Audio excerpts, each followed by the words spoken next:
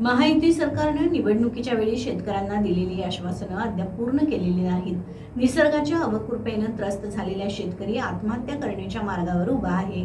या पार्श्वभूमीवर राज्य सरकारनं दिलेली आश्वासनं तातडीनं पूर्ण करावीत या मागणीसाठी शुक्रवारी इस्लामपूर येथील तहसील कार्यालयासमोर एक दिवसीय लक्षणीय उपोषण करण्यात आलं. शेतकऱ्यांनी सोबत आणलेली भाजी भाकरी खाऊन तहसीलदार सतीश पाटील यांच्या केबिनसमोर शांततापूर्ण आंदोलन केलं. यावेळी मागण्या सरकारपर्यंत पोहोचवून त्या मान्य कराव्यात अशी विनंती निवेदनाद्वारे करण्यात आली.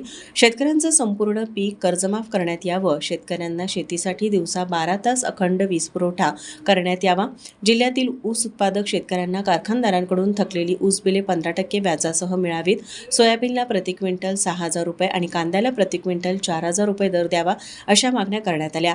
या आंदोलनात शेतकरी लालासो पाटील, बजरंग भोसले, तानाजी जगताप, दिनकर पाटील, जयवंत पाटील, सुनील सावंत, हनुमंत पाटील, अरुण गावडे, आनंदराव डाळे, राकेश भोसले, सचिन पाटील, लालासो धुमाळ, संदीप पाटोळे, सुनील फुलारे, अरविंद जगताप, महेश जगताप, संभाजी पाटील, गणेश पाटील, मोहसिन पटवेकर, जितू सूर्यवंशी, सरफराज डाके, निलेश देवटे उपस्थित होते.